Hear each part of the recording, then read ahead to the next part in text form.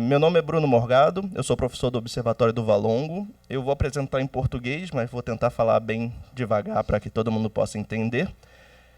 E a apresentação está toda em inglês, depois, na hora das perguntas, fiquem à vontade para fazer na língua que preferir. A gente vai falar sobre as ocultações estelares utilizando telescópios espaciais, em particular o KEOPS.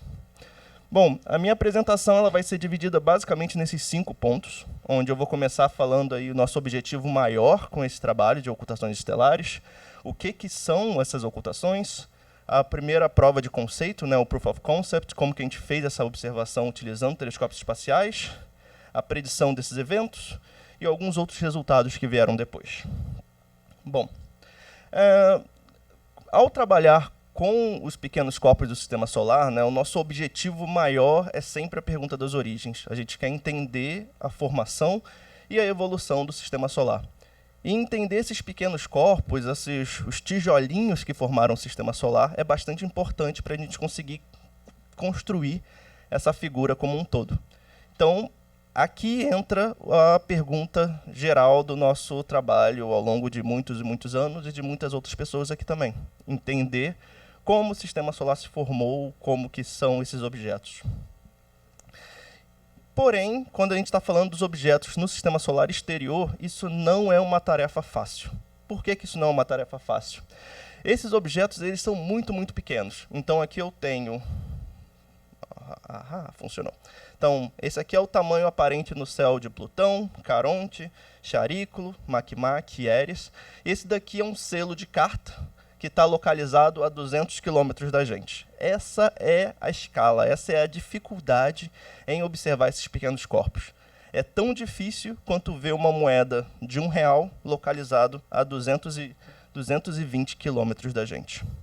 E mesmo quando a gente pensa, por exemplo, no James Webb, esse aqui é o tamanho do pixel do James Webb, da ordem de 30 milissegundos de arco. Então, mesmo com o telescópio James Webb, a gente não consegue observar em detalhes e obter informações da forma desse corpo com o detalhe que a gente gostaria. Então, a gente precisa de outros métodos. E o método que a gente vem utilizando ao longo de muito tempo, só um segundo, é a técnica das ocultações estelares. O que acontece com essa técnica? O Christian já falou um pouquinho sobre ela ontem para a gente. Basicamente, eu tenho uma estrela localizada muito, muito distante da gente e um corpo do Sistema Solar passando na frente dessa estrela.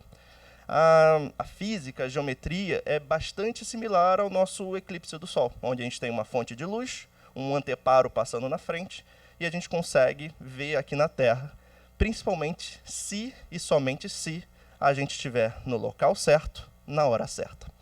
E essa é a grande potência dessa técnica, porque a gente é capaz de transformar resolução temporal, que é uma coisa que a gente consegue medir muito bem, em resolução espacial.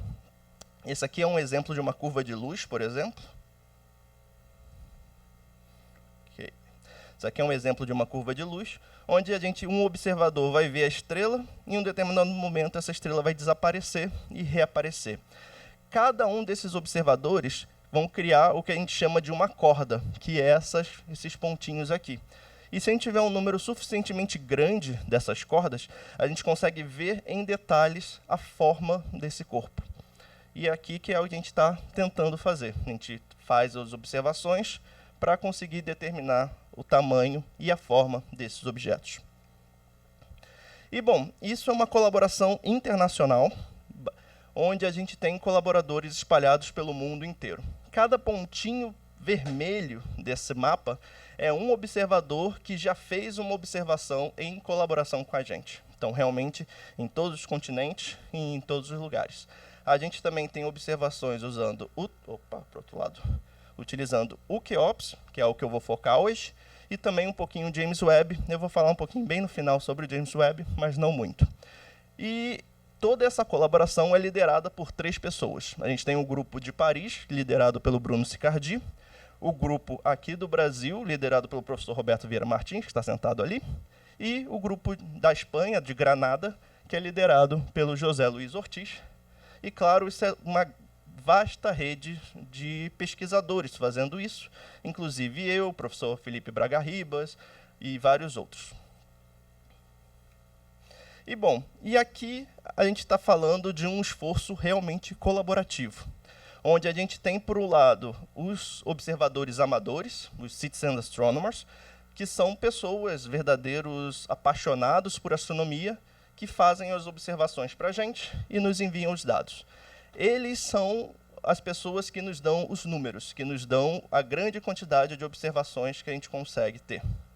Além disso, a gente tem os grandes telescópios, que vão nos dar qualidade. Então, se a gente consegue fazer uma observação de uma ocultação para um telescópio de grande porte, a gente vai conseguir realmente ver em detalhes as características desses objetos. E agora, o foco principal dessa apresentação, são os telescópios espaciais, que é algo que a gente está iniciando, vamos pôr assim, nos últimos 2 a 3 anos, e a gente vem obtendo alguns resultados já bastante interessantes. Só para não deixar de falar, vocês vão encontrar vários trabalhos do nosso grupo de pesquisa, do trabalho de ocultações estelares aqui pelo TAGE.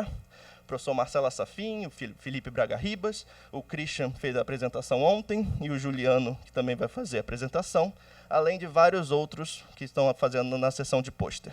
Então, por favor, se estiverem interessados, vão lá ver os pôsteres dos nossos alunos e dos nossos colaboradores.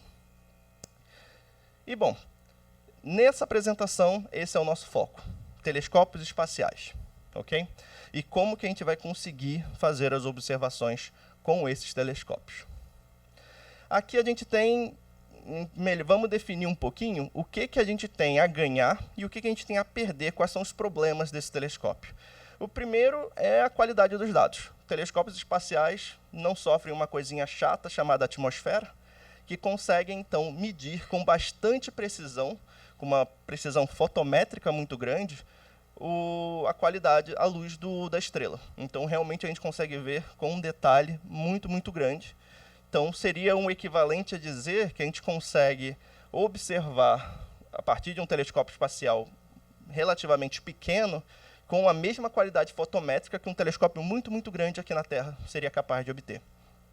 E, claro, não tem imune a problemas climáticos. Então, não tem nuvens passando na frente, todas essas dificuldades que a gente sempre encontra ao fazer observações, principalmente essas observações que acontecem em um momento de tempo muito bem determinado. Então, é isso. Se a noite inteira o céu estiver bom e a gente puder observar, e naqueles 1 minuto aparecer uma nuvem, acabou. A ocultação não vai conseguir resultados. Então, esse é um grande problema que a gente enfrenta, e o telescópio espacial vai permitir a gente bypassar, né, não sofrer isso. E o que a gente tem a perder, né, nossos desafios? O primeiro é que são eventos bastante difíceis de prever, né, de predizer, porque a gente não necessariamente não conhece muito bem a posição do telescópio em sua órbita, pelo menos não com a antecedência necessária para ser capaz de fazer essas predições. E, claro, a gente tem são telescópios muito mais caros do que qualquer telescópio que a gente teria aqui na Terra. Bom, porém, eles trazem para a gente algo muito interessante. Dado essa qualidade fotométrica, ele permite aí a descoberta de coisas novas. Então, a gente tem a descoberta de atmosferas, anéis, satélites, materiais e tudo mais. Uma corda sozinha de um telescópio espacial não necessariamente vai nos dar grandes informações sobre a forma do corpo. Isso é um problema, porque a gente precisa de várias. Porém, ela vai permitir a descoberta de algo interessante que outros telescópios aqui na Terra podem fazer o follow-up para conseguir continuar a observação.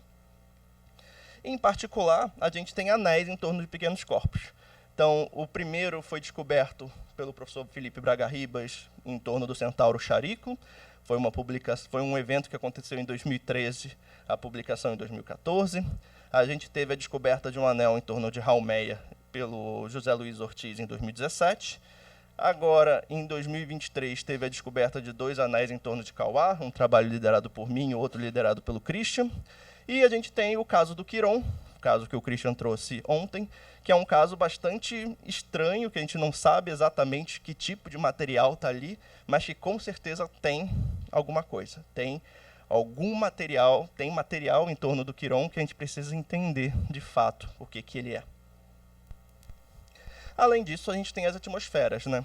No contexto de pequenos corpos, hoje a gente conhece poucas atmosferas. Então a gente tem Plutão, nosso grande objeto, que tem uma atmosfera, e a gente também vem fazendo observações por Tritão, que não é necessariamente um pequeno corpo no sentido mais formal, é um satélite, mas que ele tem uma atmosfera e é um objeto bastante interessante de se estudar também. E o legal é que com as ocultações a gente consegue estudar a variação dessa atmosfera no tempo, como que ela está mudando. E bom, com tudo isso em mente, a gente começou uma colaboração com o telescópio espacial Keops, e eu vou explicar um pouquinho o que é esse telescópio agora. Esse telescópio, ele significa Characterizing Exoplanet Satellite, então ele é um telescópio espacial voltado para o estudo de exoplanetas, e ele foi lançado em 2019, no final de 2019. Ele tem uma órbita que é síncrona com o Sol e está aproximadamente a 700 quilômetros da Terra, acima da superfície da Terra, né? Ele é um telescópio modesto, né, de pequeno porte, 30 centímetros, e ele foi desenhado para permitir uma qualidade fotométrica altíssima, principalmente no contexto de detecção de exoplanetas. E essa colaboração com esse telescópio levou aos nossos primeiros resultados, que foi uma ocultação por Quasar observado em julho de 2020.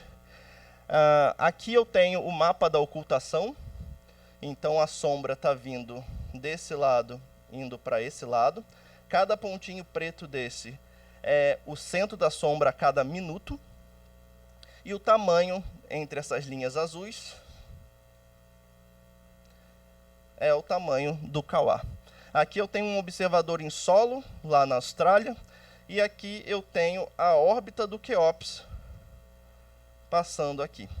E durante esse período aqui em verde, Keops observou esse evento. Maiores detalhes sobre esse trabalho foram publicados em uma letter no Astronomical Astrophysics, em 2022, e vamos mostrar um pouquinho de detalhes. Aqui eu tenho a imagem, a imagem do Keops é desfocada propositalmente, para que ela consiga alcançar um número maior de pixels. Eu tenho a estrela desaparecendo e ela reaparecendo. E claramente notem a qualidade fotométrica, né, como que é estável essa curva. Essa foi o primeiro caso de uma ocultação estelar por um pequeno corpo, um TNO, que foi observada e predita a partir de um telescópio espacial. Antes disso, a gente já tinha feito algumas observações, principalmente usando o Hubble e a câmera de guiagem do Hubble, mas são o que a gente chama de ocultações serendípitas. São ocultações que a gente simplesmente está analisando os dados e observa algumas estrelas do campo desaparecendo e reaparecendo. São eventos bastante interessantes para nos trazer informações sobre os pequenos corpos de um modo geral, mas a gente não sabe qual era o pequeno corpo que passou na frente daquela estrela. Então, aqui eu tenho uma imagem da curva ajustada. Então, eu tenho aqui em vermelho o modelo ajustado à curva. A gente vê novamente a precisão dessa curva, como que ela é bastante reta. E com isso, a gente foi capaz, novamente, com uma corda de um evento único, a gente não tem lá um grande resultado no contexto de forma do objeto. A gente, então, foi capaz de obter uma posição astrométrica para o Quasar com uma qualidade melhor do que 1 milissegundo de arco. E isso é ótimo para a gente continuar e fazer novas predições para esses objetos. E a gente foi capaz de obter aí um limite por uma atmosfera de Quasar. Então, a gente foi capaz de determinar um limite superior para uma atmosfera modelada. Então, a gente considerou uma atmosfera feita de metano, que com esse perfil de temperatura aqui. E aí a gente consegue, então, a pressão superficial dessa atmosfera considerando uma barra de erro de 1 sigma, que seria essa linha tracejada, e a barra de erro de 3 sigma. Então, a gente consegue informações sobre um limite para uma atmosfera em torno de Kawar. Isso quer dizer, se a atmosfera tivesse uma pressão maior do que esse valor, a gente teria detectado, o que não foi o caso. E talvez o resultado mais interessante foi que, ao observar esses eventos, se a gente dá um zoom bem grande nessa curva de luz, novamente notem a escala aqui, né? A gente percebe esses pontos sistematicamente abaixo de 3 sigma do ruído da imagem. Esses pontos sozinhos, não seria difícil poder dizer com clareza sua origem física, né? Porém, combinando esses dados com dados de outros telescópios aqui na Terra, a gente foi capaz de determinar a presença de um anel em torno do Kawar. E, pessoalmente, essa foi a primeira vez que eu vi o anel de Kawar. Então, cada colaborador acabou vendo dados diferentes a primeira vez. Essa foi a minha primeira vez, quando eu olhei esses dados, falei assim, tem alguma coisa estranha ali, vamos estudar isso mais a fundo. E foi essa análise que levou ao paper na Nature, que saiu no início do ano passado. E, bom, como eu disse, esse de fato foi um evento bastante fortuito, vamos por assim, e a gente resolveu, então, vamos continuar fazendo observações com o Keops. E a gente participou do pedido de tempo, tanto para ano retrasado quanto para ano passado, e a gente obteve tempo para fazer observações com o Keops. O que a gente fez? Então, qual foi a nossa estratégia? Primeira, seleção dos alvos. Vamos encontrar todos os objetos que têm um tamanho acima de 500 km e vamos fazer a predição para todos esses objetos.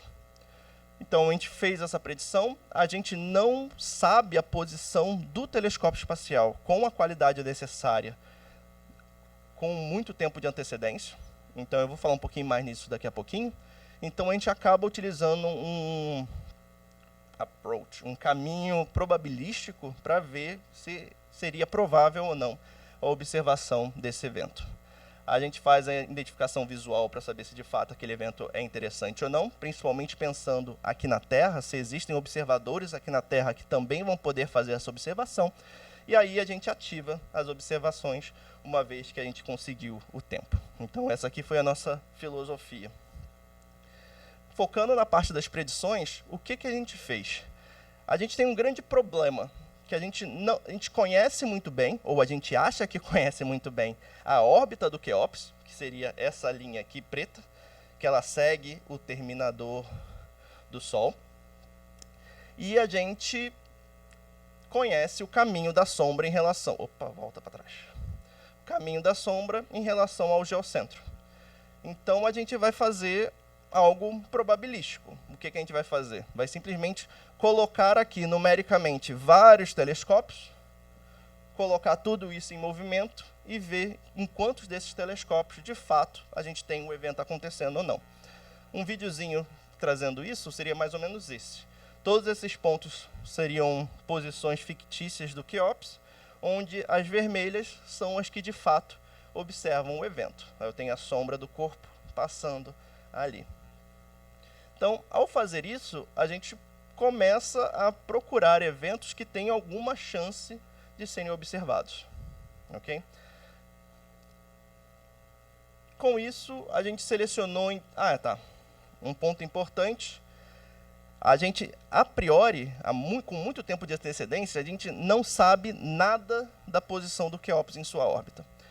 O próprio telescópio espacial, ele publica posições preditas até 4 meses. Então, se a gente olhar no site hoje, a gente vai conseguir ver só até daqui a 4 meses. E quando a gente olha isso, a gente vê que tem uma diferença bastante grande entre essa órbita predita e a órbita restituída, que seria a órbita pós-fato, né? De fato medida, que a gente sabe que o telescópio estava lá. Então, se a gente faz predições com 120 dias de antecedência, é capaz de a gente cometer erros aí na faixa de 1.000 km até 1.700 km. Então, realmente é uma incerteza muito grande que objetos de 500 km podem facilmente sair dessa linha. Então, a gente pode simplesmente não ver esse evento se a gente faz essas predições com 120 dias. Quanto mais próximo, mais preciso é por construção, né? E isso é importante falar que a gente é obrigado a ativar a nossa observação mais ou menos entre 15 e 30 dias antes do evento. Então, a gente ainda assim não tem grandes certezas, a gente pode ter uma variação considerável, mas a gente já tem aí pelo menos algo na faixa de 250 quilômetros para confiar se a gente de fato vai observar o evento ou não. Então, inicialmente, a gente faz um approach completamente probabilístico, faz o pedido de tempo, consegue as noites ou não, ou as observações ou não, e depois, quando estiver chegando mais próximo do evento de fato, a gente checa para ver como que isso está evoluindo no tempo, se de fato parece que a gente vai conseguir observar ou não. E a gente fez a predição de 5 eventos para o ano retrasado, e tivemos então um evento por Kawar. Aqui eu tenho a órbita, a posição do Kawar, né, a sombra do Kawar. Aqui em vermelho, em tracejado, seriam as posições dos anéis de Kawar. E esse evento não estava muito fora, a gente não conseguiu fazer a observação, a gente não ativou essa observação. Um segundo evento do Kawar teve o mesmo fim, a gente não conseguiu fazer essa observação. Um evento por 2002 MS4, que é o objeto que eu mostrei lá no início, com várias cordas, é esse objeto. Novamente, a gente tentou fazer a observação, já não estava tão longe assim, mas infelizmente foi negativo na hora do evento. Então a gente vê a linha reta ali sem a estrela desaparecer. Tivemos um caso do Quiron, que foi um caso bastante interessante do ano passado, e novamente estava muito longe, a gente não conseguiu ativar esse tempo, infelizmente. Seria bastante interessante ver o material em torno do Quiron utilizando esse instrumento. E tivemos a ocultação por Tritão, que aconteceu, que foram as figuras de exemplo que eu estava mostrando ali. Tritão já é um objeto bem maior, então a gente consegue, de fato, ter uma probabilidade maior dessa observação. E, de fato, a gente conseguiu fazer essa observação. Então, eu tenho aqui, foi observado tanto de solo quanto pelo Quéops. Então, eu tenho aqui as linhas que definem os observadores em solo, e aqui a linha que define o Quéops observando esse evento. E esse evento aconteceu em 6 de outubro de 2022, foi uma campanha organizada pelo Luckstar, e a gente conseguiu obter parâmetros interessantes sobre esse objeto. Aqui eu tenho as 4 curvas de luz obtidas, onde a gente vê aqui a qualidade da curva do Quéops que a gente obteve. Então, a atmosfera do Tritão fica bastante caracterizada, bastante visível na curva de luz que a gente obteve, né? Só para falar, quando a gente não tem atmosfera, o que a gente espera seja algo completamente plano aqui, desce, é realmente um poço quadrado, né? A gente tem luz, não tem luz.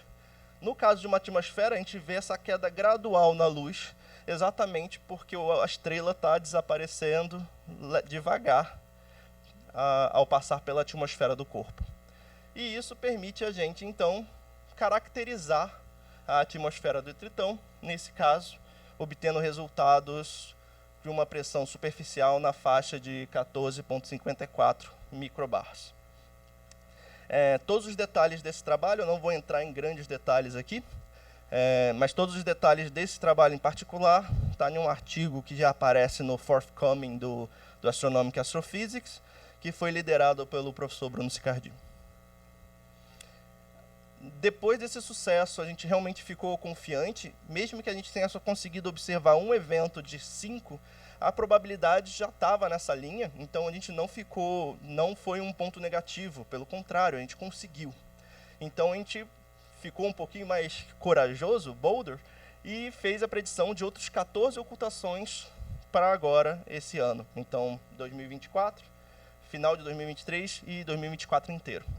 Então, a gente está confiante que a gente vai ter resultados bastante interessantes nesse contexto ao longo desse ano.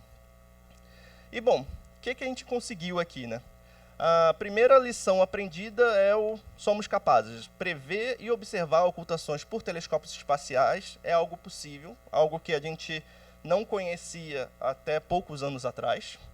A gente conseguiu utilizar isso para nos permitir entender o anel de Kawah, e assim publicar todo aquele trabalho, e também a atmosfera de Tritão. E, como eu disse, muitas coisas ainda estão por vir. Só para finalizar, mais os 2 minutinhos, né? Como eu mencionei, a gente também fez observações com o James Webb. Então, eu não vou entrar em grandes detalhes, mas só para passar aqui um overview. Se alguém tiver curiosidade, a gente pode conversar no coffee break. A gente conseguiu 2,2 horas para observação com o James Webb, em um sistema de Target of Opportunity. E a gente fez observação de uma ocultação pelo anéis de Charículo.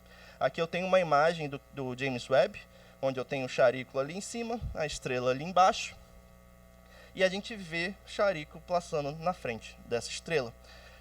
O James Webb ele foi lançado no final de 2021, ele está localizado no ponto L2, e ele está a aproximadamente 1,5 milhões de quilômetros da Terra. Com o James Webb já não é capaz de a gente fazer predições que a gente consiga observar tanto da Terra quanto do telescópio espacial, que é o caso do Keops. No caso do James Webb, a gente só fica focado nele, a gente só vai conseguir a única corda dele. Mas, novamente, isso traz aí possibilidades de descobertas interessantes. E o espelho primário do James Webb é de 6,5 metros. O Charículo, como eu já mencionei, ele é um centauro, ele está orbitando ali aproximadamente 16 unidades astronômicas, e foi descoberto a presença de 2 anéis densos em torno dele. Essa aqui foi a predição desse evento, onde eu tenho aqui o caminho esperado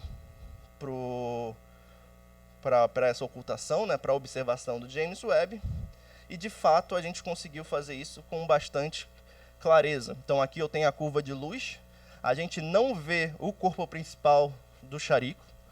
Se alguém tiver curiosidade, passou 5 quilômetros longe, então realmente quase que a gente pega.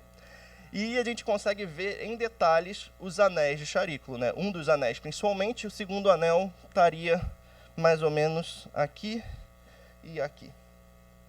Então a gente vê com clareza essa estrutura em W do anel de Charículo, e com isso a gente consegue ter informações sobre a estrutura, como que esses anéis, ao utilizar esses dados em combinação com estudos dinâmicos para a gente entender melhor esse sistema. Então, é isso. Queria agradecer a todos pela presença e por me escutar, e muito obrigado.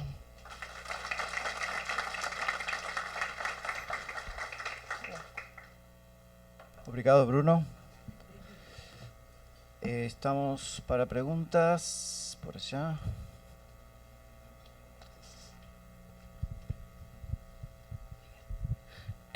Excelente apresentação, como sempre.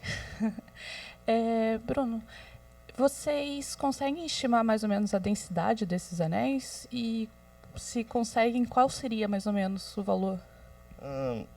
De Charículo, qualquer um? Qualquer um, para eu ter uma ideia. Eu não estou com o número certo na cabeça agora, mas eu tenho esses números anotados, então posso te passar depois.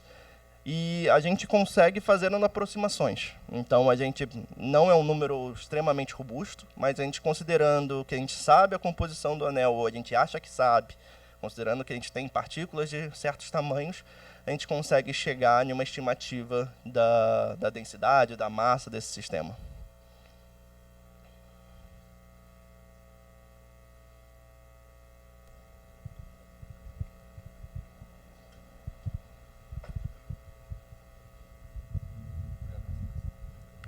Oi, Bruno. Parabéns pela apresentação. Bom, eu queria fazer uma pergunta em relação ao anel de Charículo ali na observação do James Webb. Bom, pelos gráficos que a gente conhece, né, são 2 anéis, e o segundo anel, que é o que está aparecendo fraquinho ali, que se mostrou, o que pode ter acontecido, por que o anel não foi observado ali com tanta clareza como nos outros dados anteriores? Beleza. Bom, De fato, o segundo anel de Sharícula é o grande mistério desse conjunto de dados e talvez o resultado mais inusitado ou interessante, podemos chamar assim, desse trabalho. O anel, o C1, né, que é esse anel denso aqui, ele tem características que são muito parecidas com o que a gente já viu em telescópios da Terra. Então, tudo batendo muito bem. O C2, ele está com valores de largura equivalente que são metade do que a gente tinha obtido em outros em telescópios aqui na Terra. Isso é muito estranho, isso traz aí algumas possibilidades. O primeiro possibilidade seria o comprimento de onda diferente, né? O James Webb está observando no infravermelho, então isso pode ter relação aí com o tamanho das partículas, a composição dessas partículas desse anel. A segunda é que o anel está variando no tempo. E aí também pode ser que a gente esteja vendo esse anel desaparecendo, reaparecendo, ou então ele está variando em longitude. Então a gente deu sorte / azar de pegar uma região onde o anel não é tão denso quanto ele é em outras regiões. Então a gente ainda não sabe qual dessas hipóteses é mais provável. A gente está fazendo estudos e avaliando isso. Tudo isso é um trabalho ainda em andamento. Espero que a gente consiga finalizar ele nesse ano. E então, principalmente essas são as 3 principais hipóteses por trás do C2, do desaparecimento, abre aspas, do C2.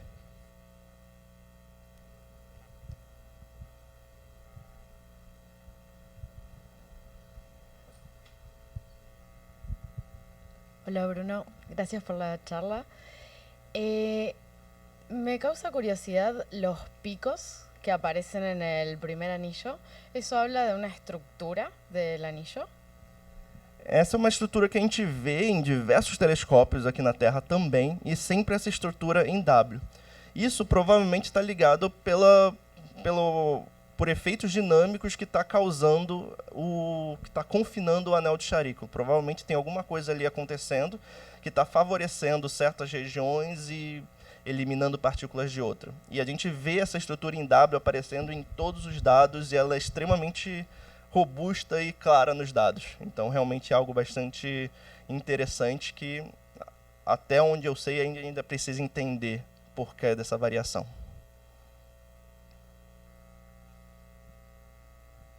Mais perguntas? Vou fazer uma.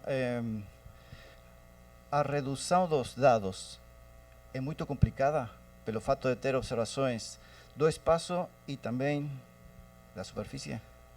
Aqui entra uma complicação que a gente tem que saber muito bem a órbita do telescópio espacial. E isso, pós-fato, é relativamente bem conhecido, porque a gente sabe onde o telescópio está, onde o telescópio esteve. O grande problema é onde ele vai estar no futuro. Então, uma vez que a gente conhece todos esses vetores, né, do geocentro da Terra até o telescópio espacial e toda essa estrutura, a gente consegue reconstruir essa geometria de uma forma bastante eficiente, né? E uma das coisas que eu não mencionei aqui teve todo um desenvolvimento de software específico para a gente conseguir fazer essa análise, porque tudo que a gente tinha antes, no quesito de programas mesmo, não nos permitiriam fazer essa predição, essa observação. Então a gente precisou fazer o desenvolvimento de novas ferramentas. E uma vez que a gente conhece essa geometria, isso se torna bastante eficiente, vamos por assim. Então, tem alguns desafios, como eu mencionei, a imagem do Keops é uma imagem bastante diferente, então a gente precisou refazer ou fazer novos programas para diversas etapas, para a gente conseguir obter os melhores resultados possíveis, para a gente, pelo menos.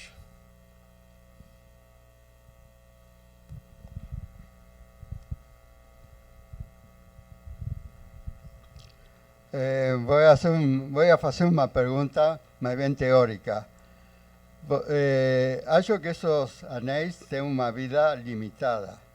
Você tem uma ideia da vida média das partículas de poeira?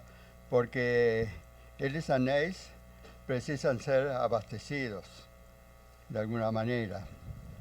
A origem dos anéis ainda não é clara, né? Possivelmente houve alguma colisão, alguma ejeção de material, alguma coisa desse naipe, e segurando essas partículas do anel ali. Porém, não necessariamente esses anéis são novos. Estatisticamente falando, por exemplo, do anel do Kawar, que eu sei mais em detalhes, ele está em uma posição onde ele deveria se tornar uma lua, alguma coisa, em 10, 20 anos. Então seria muito rápido se a gente pensa em toda a história do Sistema Solar. E a probabilidade da gente estar nos 10 a 20 anos exato para ver aquela estrutura é pequena. Então, a gente precisa, de alguma maneira, algum efeito, alguma ressonância, algum efeito dinâmico, alguma lua pastora, alguma coisa para manter esses anéis lá por tempo suficiente para a gente conseguir observar eles. Porque senão eles já teriam desaparecido, ou, novamente, a probabilidade da gente estar vendo seria muito pequena.